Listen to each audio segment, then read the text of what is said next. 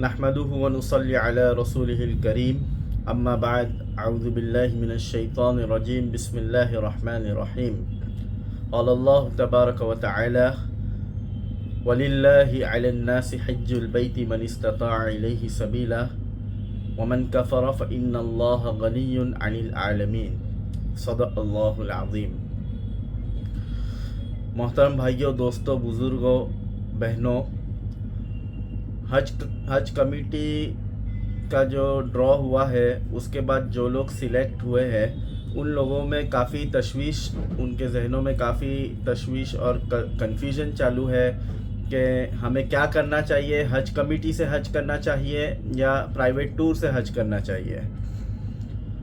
उनके लिए फ़ैसला लेने में दुश्वारी हो रही है। कई सुनी सुनाई बातें उनके जहन में चल रही है, कई हकीकत भी उनके सामने आई है, तो जिस वजह से वो डर रहे फ़ैसला लेने में कि अगर मैं हज कमेटी से जाता हूँ तो हमें बहुत तकलीफ़ ना आ जाए, या मैं अपने माँ बाप को हज कमेटी से भेजता हूँ तो वो हज कर पाएंगे या ना कर पाएंगे। सबसे पहली बात ये है कि अल्लाह ने आप लोगों को सिलेक्ट किया है हज के लिए, तो आपको इसमें तामुल नहीं करना चाहिए। एक्सक्यूज़ेस और बहाने और वसवसे, इन लोगों की गुंजाइश नहीं, इन चीज़ों की गुंजाइश नहीं होनी चाहिए। हज जो है इस्लाम के जो 5 बुनियादी बुनियाद है उसमें से एक है। बुनियल इस्लाम वाला खम्स के 5 चीज़ों पर इस्लाम की बुनियाद रखी गई है। शहादतु अल्ला इलाहा इल्लल्लाह, सबसे पहले इस बात की गवाही देना कि हम अल्लाह को अल्लाह जानते हैं, अल्लाह को अपना रब और माबूद जानते हैं, और मोहम्मद सल्लल्लाहु अलैहि वसल्लम को आखिरी पैगंबर मानते हैं। वही क़ामतिस सला, नमाज अदा करना 5 वक्त की, व ईताइज़ ज़का, और ज़कात अदा करना साहिब माल के लिए, व सौम रमज़ान, रमज़ान के रोज़े अदा करना, व हज्जिल बैत, और बैतुल्लाह का हज करना। तो ये इस्लाम की बुनियादों में से एक बुनियाद है। जिस घर का हम हज करते हैं बैतुल्लाह का, उसकी निस्बत अल्लाह के साथ जुड़ी हुई है। ये दीवानगी वाली इबादत है। हज जैसी इबादत कोई इबादत नहीं। हज ये ऐसी इबादत है कि अल्लाह ताला लोगों की ज़िंदगी इससे बदल देते हैं। हमारी आखिरत को संवारने का बेहतरीन ज़रिया है। तो आप एक चीज़ तो ठान ही ले कि मुझे हज करने तो जाना ही है, ये अल्लाह की तरफ से कबूलियत है। अल्लाह ताला ने हमारा सिलेक्शन किया। सिर्फ महाराष्ट्र की मैं बात करूँ, इस साल 2023 में तो 16 से 17 हज़ार लोग वेटिंग लिस्ट में हैं।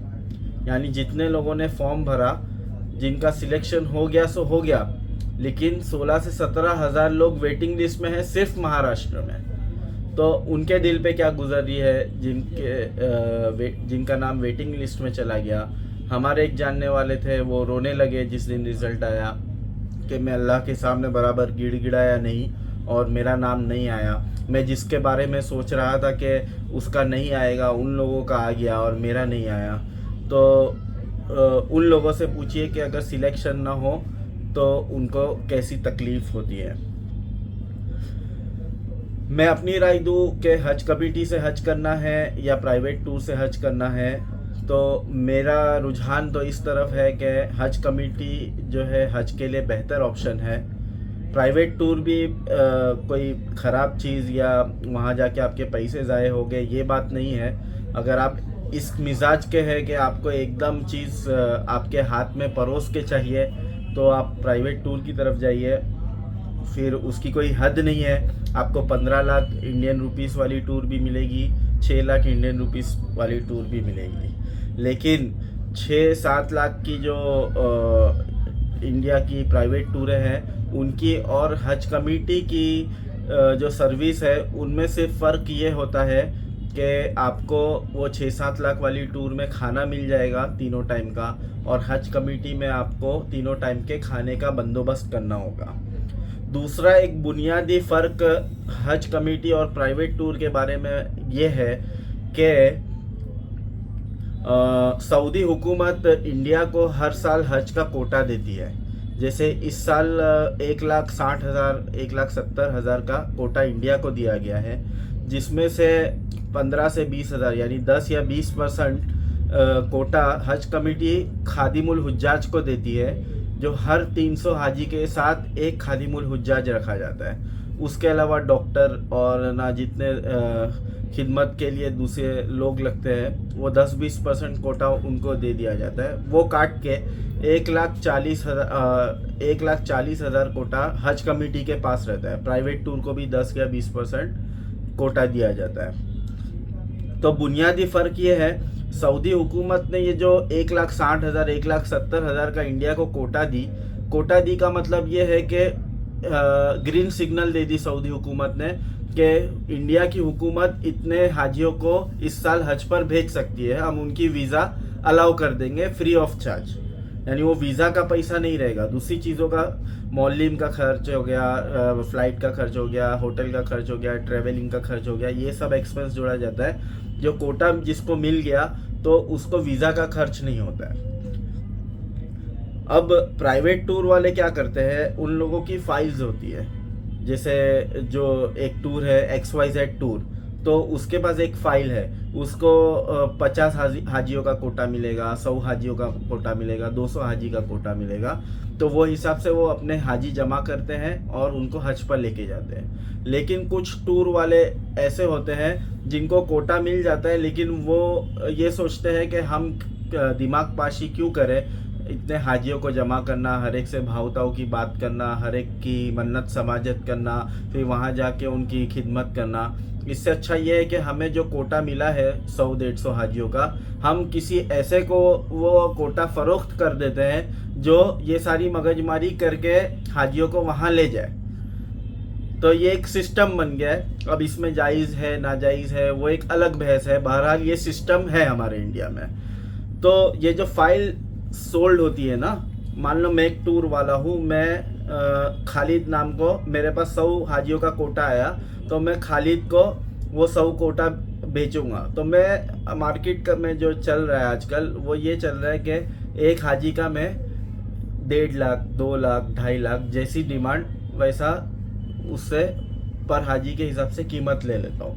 तो अब जो खालिद ने 100 हाजियों का कोटा लिया, तो हर हाजी के ऊपर 2 लाख रुपया उसका एक्सपेंस यहीं से चढ़ गया। अब वो जो दूसरी सर्विसें ऐड करेगा, टिकट निकालेगा, मौलिम को पे करेगा, होटल बुक करेगा, वो सारा ऐड करके वो 6 लाख 7 लाख 8 लाख में हाजियों को ले जाता है। तो मान लीजिए खालिद ने अब एक पैकेज बना लिया और खालिद ने जो है 8 लाख का पैकेज खोला।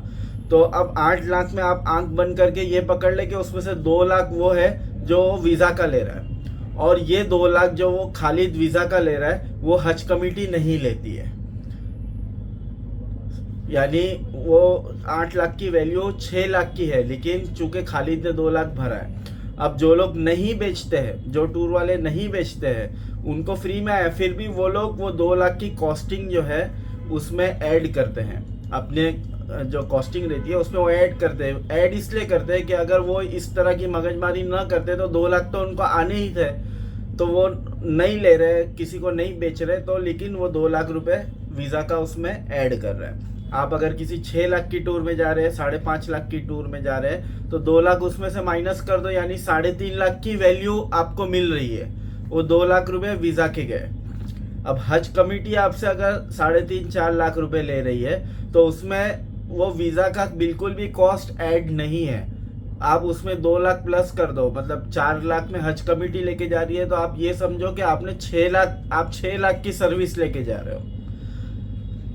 तो ये एक बुनियादी फ़र्क है। इसलिए मेरा रुझान ये है कि हमारे जो हमारी जो अमाउंट हम भर रहे हैं उसमें ये 2 लाख जो एक्स्ट्रा जाते हैं वो हमारे 2 लाख यहाँ बच जाते हैं। दूसरी बात ये है कि बहुत सारी सुनी सुनाई बात होती है, लोग डराते हैं। जैसे हमारे यहाँ गवर्नमेंट हॉस्पिटल बोले तो गरीब गुरबाओं की चीज़ समझी जाती है। हालांकि कुछ गवर्नमेंट हॉस्पिटल अच्छे भी होते हैं, कुछ जगह सर्विस नहीं मिलती है। गवर्नमेंट स्कूल में अपने बच्चों को नहीं भेजा जाता है क्योंकि वहाँ सर्विस ना मिलने की उम्मीद रहती है। तो इसी तरह हज में भी एक ये डर रहता है, बोले गवर्नमेंट है तो बोले क्या सर्विस मिलेगी, धक्के धुक्के दे के वहाँ लेके जाएंगे। तो ऐसा बिल्कुल भी नहीं है। अल्हम्दुलिल्लाह साफ़ सुथरे रूम दिए जाते हैं मक्का में भी, मदीना में भी।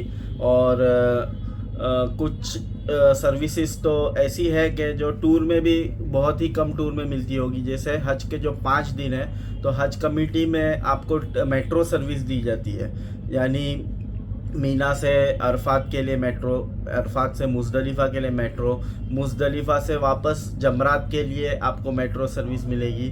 फिर जमरात से वापस आपके खेमे में आने के लिए मीना में आपको मेट्रो सर्विस मिलेगी। फिर 11वीं और 12वीं ज़िलहज्जा में वापस आपको कंकरी मारने जाना है, उसमें भी आपको मेट्रो सर्विस मिलेगी। तो वो मेट्रो सर्विस का अगर सही इस्तेमाल किया जाए तो एक नंबर मौलिम जो जहाँ कायम होता है जमरात के करीब, कंकरी जहाँ मारना है उसके करीब, उन लोगों को भी 15 से 20 मिनट वॉकिंग लग जाती होगी। लेकिन अगर मेट्रो का सही इस्तेमाल किया जाए तो आप 10 मिनट में अपने खेमे से स्टेशन 5 मिनट और स्टेशन से जमरात तक आप 10 मिनट में, यानी टोटल 15 मिनट में आप कंकरी मारने के लिए पहुंच सकते हैं। दूसरा ये कि हज कमेटी की तरफ से कोई गाइडलाइंस नहीं रहती है और बताया भी नहीं जाता है। इस तरह ओपन उनका कोई सर्कुलर नहीं है कि क्या क्या सर्विस दी जाएगी और क्या क्या सर्विस नहीं दी जाएगी। तो लाइल्मी भी बहुत रहती है कि भाई वहाँ जाके हमारे साथ होगा क्या। तो मैं एक खाका आपके सामने बयान कर देता हूँ कि हज कमेटी किस तरह आपको वहाँ ले जाएगी। जब आप सिलेक्शन हो जाएगा, सारी कार्रवाई आपकी पूरी हो जाएगी, आप एयरपोर्ट पर पहुँचोगे तो एयरपोर्ट पे पहुँचते ही आपके पास खादिमीन जो हर सिटी में एक तंजीम होती है जो हुज्जाज की खिदमत के लिए एयरपोर्ट पर तैयार रहती है, वो आपका बैग उठा के ट्रॉली में डालने में आपकी हेल्प करेंगे। जब आप बोर्डिंग पास लेने जाएंगे वहाँ आपके साथ खड़े रहेंगे, आपके वज़न में कुछ इशू हो गया तो वहाँ आपकी मदद करेंगे। बोर्डिंग पास का मरहला क्लियर हुआ, सिक्योरिटी चेक इन में आपके साथ 1-2 उस तंजीम के लोग रहेंगे जो हाजियों की खिदमत के लिए रहते हैं, वो मरहला हो गया। इमिग्रेशन में भी आपके पास उस तंजीम के लोग खड़े रहेंगे कि वहाँ कुछ गड़बड़ होती है तो आपकी कुछ मदद कर दी जाए। हमारा मैं गुज़िश्ता साल यानी 2022 में मैंने भी हज कमेटी से हज किया। इंशाल्लाह इस साल 2023 में भी हज कमेटी से मैं हज करूँगा। तो 2022 में हमारे फ़्लाइट वाले दिन एक वाक़या ये हो गया था कि एक हाजी साहब का पासपोर्ट, उनके पासपोर्ट के फुट्टे से पेपर निकल गए थे। अब ये चीज़ इतनी बड़ी है, इतनी संगीन है कि ऑफिसर्स लोग ने बोले कि हम इनको डिस्पैच कर ही नहीं सकते, यहाँ से जाने ही नहीं दे सकते, क्योंकि ये जहाँ जाएंगे वहाँ भी मसला हो जाएगा, इनको वापस जाना होगा और पासपोर्ट का मसला सही करके सही पासपोर्ट बना के फिर ये दोबारा आए। तो यानी सूरत हाल तो ऐसी हो गई थी कि अब इनको घर वापस ही जाना होगा। लेकिन अल्हम्दुलिल्लाह वो जो वॉलंटियर्स थे वहाँ पर, जाकिर भाई चौहान वगैरह जो मुंबई में ज़िम्मेदार है, उन्होंने इससे उससे बात करके अल्हम्दुलिल्लाह उनका मसला वहीं पे हल करा और वो हमारे साथ फ़्लाइट में आ गए। तो इमिग्रेशन में भी आपके साथ वो लोग खड़े रहेंगे। उसके बाद आप जब आपके फ़्लाइट के गेट पे पहुंच जाओगे वहाँ आपको नाश्ते के लिए सऊदी एयरलाइंस की तरफ से चीज़ें दी जाएगी। आपका एहराम बराबर है या नहीं, आपके एहराम की चप्पल बराबर है या नहीं, आपने सारी तैयारी बराबर की है नहीं, वो चेक करेंगे। कुछ भी गड़बड़ है, आपने चप्पल सही नहीं पहनी है तो वो वॉलंटियर्स आपको एहराम के चप्पल भी देंगे खुद की तरफ से फ्री में। फिर आप फ़्लाइट में बैठ के जिद्दा उतरोगे, जिद्दा उतर के जो प्रोसीजर होता है वो प्रोसीजर होगा। आपको बता दिया जाएगा कि आपकी बस कौन सी है, उस बस में आपको सवार हो जाना है। जब आप बस में सवार होंगे तो आपकी पासपोर्ट ले ली जाएगी मौलिम की तरफ से। चाहे आप प्राइवेट टूर से जा रहे हो, चाहे आप हज कमेटी से जा रहे हो, आपको पासपोर्ट आपके पास नहीं रखने दिया जाता है, पासपोर्ट मौलिम अपने पास रख लेते हैं। और फिर जब आप इंडिया के लिए वापस आने के लिए जो भी एयरपोर्ट, मदीना या जिद्दा एयरपोर्ट पर पहुंचोगे, वहां आपको आपकी पासपोर्ट वापस दी जाएगी। तो पासपोर्ट आपकी ले ली जाएगी, आपको अजीज़िया की तरफ निकाला जाएगा। अजीज़िया आप 4 घंटे में 4.5 घंटे में पहुंचेंगे। वहां पहुंचते ही जो भी वक्त हो, अगर दोपहर का वक्त हो तो आपको दोपहर का खाना दिया जाएगा। ये खाना हज कमेटी में नहीं दिया जाता है, लेकिन आप जब सफ़र करके आए हो उस वक्त ये खाना दिया जाता है। और ये भी लाजिम नहीं है कि हर बार ही दिया जाए। हमारे टाइम पे दिया गया था, हम लोग रात को पहुंचे थे तो हमें बिरयानी वगैरह इस तरह हर हाजी को एक कंटेनर में बिरयानी दी गई थी। दूसरे हाजी जो भी आ रहे थे हर एक को ये कंटेनर दिया जाता था।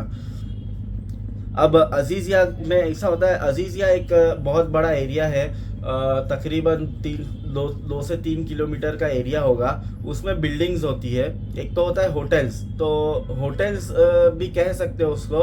आम सीज़न में वो लोग होटल की तरह रूम भी बेचते होंगे, बट ये बिल्डिंग ज़्यादा होती है, बिल्डिंग नुमा ज़्यादा होती है। तो आपका जो कवर नंबर है, कवर नंबर के हिसाब से आपको रूम दिए जाते हैं। अब वो रूम कैसे होते हैं कि मिनिमम 4 लोग को वो रूम अलॉट किया जाता है, कभी कभी 5 लोग को भी अलॉट किया जाता है, कभी कभी 6 लोग को भी, यानी मिनिमम 4 मैक्सिमम 6। ये आम तौर पर दस्तूर होता है हज कमेटी का कि एक रूम मिनिमम 4 लोगों को दिया जाएगा, मैक्सिमम 6 लोगों को। तो आपके कवर नंबर में अगर 4 लोग हैं तो बहुत पॉसिबिलिटी है कि वो चारों को एक रूम मिल जाए। चारों साथ में ही रहेंगे, नो डाउट। कवर नंबर 1 है तो चारों साथ में रहेंगे और वो एक रूम उनको मिल जाएगा। लेकिन हो सकता है और अगर रूम बड़ा है तो 1 या 2 लोग और आ जाए। अगर आपके कवर नंबर में 2 लोग हैं तो आपके साथ डेफिनेटली और 2 लोग को रखा जाएगा, और या फिर 4 लोगों को रखा जाएगा या 3 लोगों को रखा जाएगा। तो इस तरह रूम अलॉट किए जाते हैं।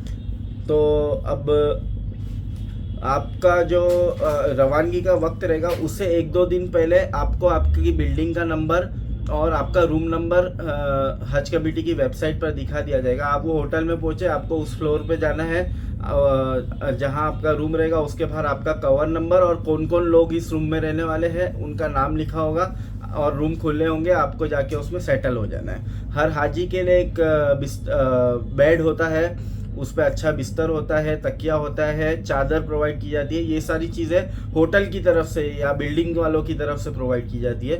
उसे आप वापस अपने साथ लेकर नहीं आ सकते, इस्तेमाल करके आपको वहाँ छोड़ देना है। रूम के अंदर वॉशरूम होता है, बाथरूम और टॉयलेट जो कि साफ़ होती है, एसी होता है, और एक फ्लोर पे 2 चाली टाइप होता है। चाली इन द सेंस, एक चाली में 4 रूम और दूसरी चाली में 4 रूम।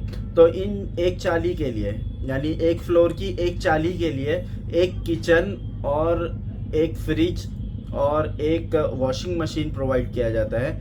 किचन में गैस रखा जाता है, तो जिससे आप अगर आपको खाना पकाना है तो आप खाना पका सकते हैं, चाय पकाना है चाय पका सकते हैं। फ्रिज में आपको चीज़ें रखनी है, अंडे रखना है, जूस रखना है, तो आप आपका नाम लिखकर उस पर रख सकते हैं। नाम लिखने इसलिए कह रहा हूँ क्योंकि 4 लोग 4 रूम वाले उसे एक फ्रिज को यूज़ करेंगे, तो कभी कभी सेम चीज़ होने की वजह से कन्फ्यूजन हो सकता है। तो बेहतर ये है कि आप अपना नाम लिखकर आपका सामान उस पर रख दें। वॉशिंग मशीन में आप आपके कपड़े धो सकते हैं। अल्हम्दुलिल्लाह हुज्जाज जो है इसमें कभी यानी लड़ाई झड़प ऐसा कोई मसला होता नहीं है। एक मसला ये होता है कि रोज़ाना उस रूम में हज कमेटी या बिल्डिंग पता नहीं किसकी तरफ से हर हाजी के लिए 3 जमजम की बोतल दी जाती है। तो एक रूम के लिए 12-14 जमजम की बोतल लाई जाती है 750 ml की।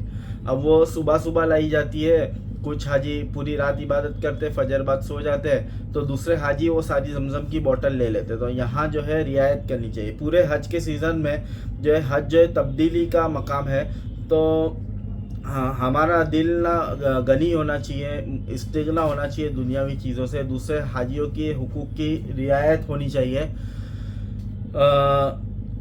जहाँ कोई चीज़ बट रही है और आपको हाजत नहीं है तो वहाँ भी आपको इस्तिगना रखना चाहिए कि अल्लाह ने आपको तौफीक दी है, आप आपके हिसाब से ख़रीद सकते हैं, तो लपके ना उस चीज़ों पे। क्योंकि देखा ही जाता है कोई भी कई चीज़ बट रही होती है तो हुज्जाज जो है उस पर ऐसे लपकते हैं जैसे इनसे बड़े गरीब गुरबा कोई है ही नहीं। तो ये चीज़ मुझे पसंद नहीं आई, क्योंकि हज जैसे मकाम पर आप मुस्तगनी नहीं रहोगे तो आप आने के बाद आपके अंदर इस्तिगना कैसा आएगा।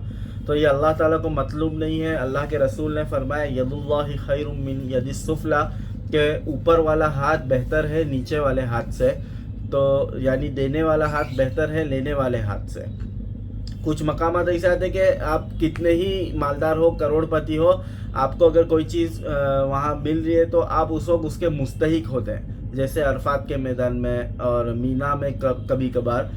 तो जहाँ आपको लगता है कि आप मुस्तहिक हो, पैसा खर्च करके भी ये चीज़ आपके पास नहीं आ सकती है, तो वहाँ आप उसको ले ले, उसके लिए कोई मनाही नहीं है, इसीलिए बांटने वाले लोग बांटते हैं। इसी तरह मीना के अंदर जो है फ्रिज रखे जाते हैं मौलम की तरफ से, उस फ्रिज में पेप्सी, 7 अप और पानी की बोतलें, ये सारी चीज़ें रखी होती है हुज्जाज के लिए। तो देखा ये क्या कि एक हाजी 10 पेप्सी की बोतल, 15 पेप्सी की बोतल और पूरे पूरे कैन उठा के अपने पास लेकर जा रहे हैं, हालांकि उसमें कोई कमी नहीं होती, वो ख़त्म हो गया तो आधे घंटे बाद दूसरा भर के आ जाता है। आप वहाँ लेकर जाओगे तो वो तो शादी भी हो जाएगी, और वहाँ तो ठंडा पीने से एहतराज भी करना चाहिए, गला फ़ौरन पकड़ जाता है। लेकिन बहुत सारे हुज्जाज जो है इस तरह अपने पास जमा करते थे, तो ये भी नापसंदीदा अमल है। ये सब चीज़ों से गुरेज करना चाहिए, चाहे आप हज कमेटी से हो, चाहे प्राइवेट टूर से गए हो, ये चीज़ें पेश आएगी तो यहाँ आप आपके नफ्स पर कंट्रोल कीजिए और अल्लाह पर यकीन और अल्लाह से लेने का यकीन वहाँ पर रख कर जाइए। तो ये एक दूसरी बात आ गई थी, और मुझे लगता नहीं है पूरी बात इस वीडियो में मुकम्मल हो पाएगी, लेकिन जितना हो सकता है हम जाते हैं। तो आप जब आपके रूम में पहुंच जाओगे, आपको आराम करने का तकाजा है, आराम कर लो, नहीं तकाजा है तो उम्रा करने चले जाओ, या आराम करने के बाद उम्रा करने जाओ, उम्रा करके आ जाओगे। अब ये सारी चीज़ें तो हज के और उम्रा के तरीके में से हो गई, जिनको मुझे बयान नहीं करना है।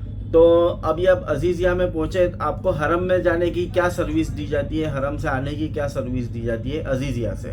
तो सर्विस ये दी जाती है कि हर बिल्डिंग से आप उतरोगे तो वॉकिंग 2 to 3 मिनट्स, यानी आपकी जो बिल्डिंग से आप एक मरतबा बाहर निकले तो 2 से 3 मिनट आपको चलना होगा, आपका बस स्टॉप आ जाएगा। चाहे पूरे अजीज़िया में कहीं पर भी आपकी बिल्डिंग हो, आपको 2 मिनट से ज़्यादा आपके बस स्टॉप तक जाने के लिए नहीं लगेगा। इस तरह की सर्विस इन्होंने बनाई है। तो आप उतरे, 2 मिनट आप चले, आपके बस स्टॉप पे पहुँचे। बस स्टॉप के नाम दिए गए होते, जैसे 1A, 2A, BA, 3A, 4A, 9A, 10A। तो मान लीजिए आपका बस स्टॉप 9A है।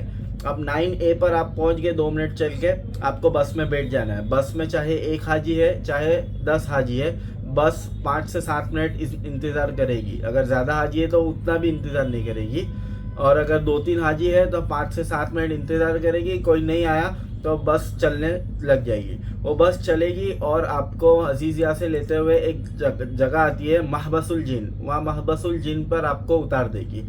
अब उतर जाना है आपको, और दूसरी बस थोड़ा और 2 मिनट का चलना है और दूसरी बस पकड़ना है। वहाँ पे हरम के लिए कोई भी बस में बैठ जाओ, वो सारी बस हरम जा रही होती है, ये सारी फ्री ऑफ कॉस्ट होती है। तो उस दूसरी बस में चढ़ जाना है आपको, वो आपको हरम में सफ़ा गेट के पास उतारेगी, और वहाँ से 5 मिनट चल के आप हरम के अंदर पहुँच जाओगे। तो ये तरतीब होती है। और रिटर्न में ये तरतीब होती है कि वही सफ़ा गेट से आपको बाहर आना है और कोई भी बस में बैठ जाना है। तो वो बस आपको महबसुल जिन में उतारेगी, और महबसुल जिन से फिर आपको देखना है कि 9A, अगर आपका बस स्टॉप का नंबर 9A था तो 9A नंबर की जो बस है उसी बस में आपको चढ़ना है। तो वो आपको आपके होटल से 2 मिनट दूरी पे जो बस स्टॉप था वहाँ उतारेगी। अगर आप 2A, 2B, 4A में बैठ गए तो अजीज़िया के दूसरे इलाके में आपको लेकर चली जाएगी। इसलिए महबसुल जिन से वापसी के वक्त आपको 9A में बैठना है। तो ये अजीज़िया से हरम जाने आने की तरतीब है। खाने की कोई सर्विस हज कमेटी की तरफ से प्रोवाइड नहीं की जाती है। तो उसकी एक शक्ल ये है कि आप बाहर खा लें। हरम के करीब बहुत सारी होटल्स है, आपको बाहर का ज़्यादा नहीं जमता है, और कोई टूर वाला आपके पहचान वाला उसी वक्त मक्का या मदीना में मौजूद है तो उससे बात करके उसकी टूर में ज्वाइन कर ले। ये ऑप्शन आपसे नहीं हो पा रहा है तो वहाँ डब्बे की सर्विस वाले, यानी घर का बना हुआ खाना आपके रूम में पहुँचा के जाएंगे, ये सर्विस भी पाई जाती है। तो ये सर्विस आप इख्तियार कर लें। अब ये सर्विस का क्या नंबर है, आपको कहाँ मिलेगा, तो आप किसी भी टूर वाले से जाएं और उसको कहें कि मुझे खाने की सर्विस चाहिए वहाँ पे हज के लिए, तो वो आपको प्रोवाइड कर देंगे आपके शहर के टूर वाले। तो ये हो गया खाने का। फिर जो है हज के 5 दिन आते हैं। तो हज के 5 दिन में जो है हज कमेटी की तरफ से आपको मीना ले जाया जाएगा बस में, और मीना में आपको आपके खेमे में पहुंचाया जाएगा। हज कमेटी के जो खेमे होते हैं वो नॉन एसी होते हैं, बट उनमें एयर कूलर होता है, एयर कूलर होता है जो काफ़ी हद तक ठंडक आपको पहुंचा देते हैं। और प्राइवेट टूर में जितनी 8 लाख तक की 8-9 लाख तक की जो टूर है उनमें भी इसी तरह के मीना में नॉन एसी खेमे रहते हैं। 8-9 लाख के ऊपर की जो टूर है, जो 1 नंबर मौलिम, 2 नंबर मौलिम, 5 नंबर 7 नंबर मौलिम तक के देते हैं, उन लोगों के मीना में जो खेमे रहते हैं वो एसी वाले रहते हैं। तो मीना में आपको नॉन एसी खेमा मिलेगा। और मीना में एक हाजी के लिए जो है एक बिस्तर दिया जाएगा। वो बिस्तर ऐसा रहता है कि इतना जाड़ा रहता है लंबाई में और चौड़ाई में इतना चौड़ा रहता है, और उसको आप जब आप सो नहीं रहे तो उसको आप फोल्ड करके सोफ़ा टाइप भी बना सकते हैं। इस तरह का बिस्तर प्रोवाइड किया जाता है। 8 ज़िलहज्जा आपको मीना में रहना होगा इसी तरह। और 8 ज़िलहज्जा की मगरिब के बाद से या ईशा के बाद से लोग अरफात की तरफ निकलना शुरू हो जाते हैं। तो आपको अगर ट्रेन की सर्विस, मेट्रो की सर्विस प्रोवाइड कर दी गई है हज कमेटी की तरफ से, तो मशवरा ये है कि आप फजर मीना में पढ़े और उसके बाद स्टेशन पर जाके अरफात के लिए निकलें। अगर आपको ये चीज़ समझ में नहीं आती कि आप कैसे कर पाओगे, तो जब हज कमेटी के आदमी लोग लेके जा रहे हैं आप तब चले जाएं, यानी मगरिब बाद 8 की या ईशा बाद 8 की। जब आप अरफात के लिए निकलोगे तो आप ट्रेन में जाओगे, प्लेटफॉर्म तक पहुंचने में थोड़ा रश रहता है, आधा घंटा भी लग सकता है उसमें। प्लेटफॉर्म पे पहुंच गए तो 5 मिनट में आपको ट्रेन में बिठा दिया जाएगा। वो ट्रेन आपको मीना में से बैठने के बाद 5-7 मिनट में अरफात में उतार देगी। मीना के बाद स्टेशन आता है मुज़दलिफ़ा, मुज़दलिफ़ा के बाद स्टेशन आता है अरफात। अरफात जो है आखिरी स्टेशन है, तो वहाँ आपको उतर जाना है। अरफात में आप स्टेशन से उतरोगे तो 5 से 10 मिनट वॉकिंग में आपके खेमे आ जाएंगे। अरफात के खेमों में एसी प्रोवाइड किया जाता है, चाहे आप हज कमेटी से गए हो चाहे आप प्राइवेट टूर से गए हो। अरफात के खेमों में खड़े वाले जो एसी होते हैं उस तरह के एसी प्रोवाइड किए जाते हैं, लेकिन कम तादाद में होते हैं। और एक बात मैं आपको यहाँ बताऊँ कि चाहे आप 15 लाख की टूर में जाओ, चाहे आप 6 लाख की टूर में जाओ, चाहे आप हज कमेटी में जाओ, आपको अरफात का खेमा सब में बराबर मिलेगा। अभी कुछ टूरों में देखा गया है कि वो लोग अरफात में भी थोड़ी बहुत सजावट कर देते हैं, लेकिन वो बहुत ज़्यादा फ़र्क नहीं होता है। 99% हर एक को जो है सेम खेमा दिया जाता है अरफात के मैदान में, जो कि हज का मेन दिन है। तो 9 ज़िलहज्जा की सुबह आप अरफात के मैदान में पहुंच जाएंगे। फजर बाद इशराक पढ़ के मशवरा ये है कि आप सो जाए, ज़ोहर से पहले पहले उठे, गुस्ल करके खूब इबादत करें, जबल रहमत जाए, मस्जिद नमीरा में जाए, और अल्लाह के नबी हज़रत मोहम्मद सल्लल्लाहु अलैहि वसल्लम जबल रहमत पर 6 घंटा के 4 घंटा जो है 5 घंटा दुआ किए थे धूप में खड़े रह गए। तो आपको भी अल्लाह तौफीक दे तो आप कम से कम जितनी आपकी हैसियत है उतनी वहाँ दुआ मांगे। और जब असर का वक्त हो जाएगा अरफात में, तो आप आपके खेमे के पास आ जाए। लोग उस वक्त भी दुआ कर रहे होते हैं, तो लोगों की इज्तिमाई दुआ में, इनफिरादी दुआओं में आप शरीक हो। और मगरिब का जब टाइम हो जाएगा, गुरूब हो जाएगा, तो आपको मगरिब की नमाज़ नहीं पढ़नी है, आपको स्टेशन की तरफ जाना है मुज़दलिफ़ा जाने के लिए। आप स्टेशन जाओगे, 5 मिनट में आप ट्रेन में बैठने के बाद मुज़दलिफ़ा पहुंच जाओगे। मुज़दलिफ़ा में कोई खेमा नहीं होता है, चाहे आप 50 लाख के टूर में जाओ, चाहे आप हज कमेटी से जाओ, मुज़दलिफ़ा की सर्विस हर एक के लिए बराबर है। बल्कि हज कमेटी की जो मुज़दलिफ़ा की सर्विस है वो अच्छी है 50 लाख की टूर से। उसकी वजह यह है कि 15-20 लाख वाली टूर वाले भी जो है बस में लेकर जाते हैं, और 90% हाजी जो है एक दूसरे से बस में बिछड़ जाते हैं मुज़दलिफ़ा में। और ट्रेन वालों का ये होता है कि प्लेटफॉर्म के आसपास ही उनका ना रात को गुजार करने का इंतज़ाम किया जाता है। गालीचे लगाए हुए होते हैं, गालीचों पे अपना जो भी बिस्तर है वो लगा के आप सो जाए। मुज़दलिफ़ा में मशवरा ये है कि आप जब वहाँ पहुँचे तो आपको मगरिब और ईशा एक अज़ान और एक इकामत के साथ अदा करनी है। और इसमें इख्तिलाफ है कि अल्लाह के नबी ने वित्र पढ़े थे या नहीं पढ़े थे मुज़दलिफ़ा में। तहज्जुद तो बिल इत्तिफ़ाक़ नहीं पढ़े थे, वित्र पढ़े थे कि या नहीं पढ़े थे उसमें इख्तिलाफ है, तो बेहतर ये है कि हम वित्र पढ़ लें ईशा के बाद। और फिर उसके बाद मशवरा ये है कि चूँकि अल्लाह के नबी ने तहज्जुद नहीं पढ़े थे और ये एकदम हाजी थक हार जाता है, तो आप खुले आसमान के नीचे आप भी वहाँ पर सो जाए और फजर से पहले उठे और इस्तिंजा वगैरह से फारिग होके फजर की नमाज़ अदा करें। फजर की नमाज के बाद से तुलुए आफ्ताब तक का जो वक्त है वो वुकूफ़ मुज़दलिफ़ा का वक्त है। बहुत सारे हुज्जाज क्या करते हैं, फजर पहले ही मुज़दलिफ़ा से निकल जाते हैं। शवाफ़े में तो ये जायज़ है, हनफिया में ये जायज़ नहीं है। तो फजर पढ़ के तुलुए आफ्ताब तक खूब दुआ करें और तुलुए आफ्ताब यानी इशराक का वक्त शुरू हो जाए तो वापस आपको ट्रेन में जाना है।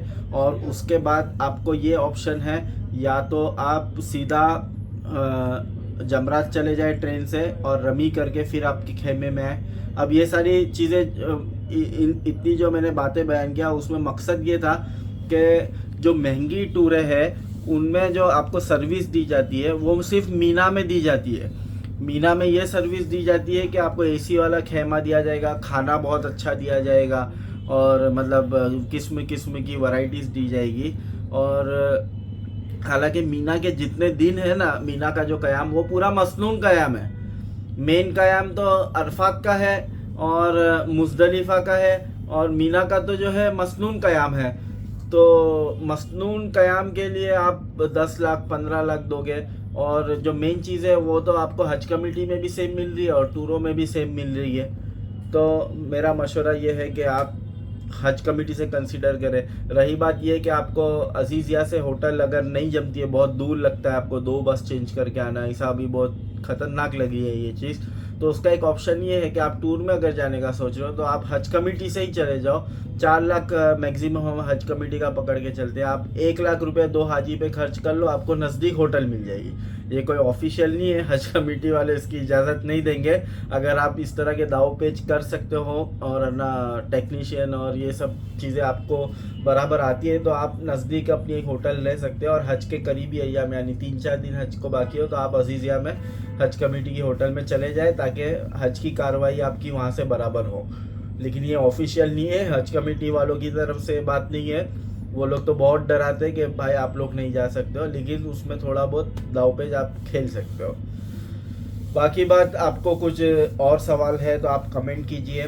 मेरा एक ग्रुप है उसकी लिंक भी मैं डाल दूंगा, आप ग्रुप में शामिल होकर सवाल कीजिए तो बाकी आपके सवालों के जवाब इंशाल्लाह वहाँ दिए जाएंगे। या कोई बहुत ज़्यादा सवाल है एक ही किस्म के तो उस पर एक वीडियो बना ली जाएगी।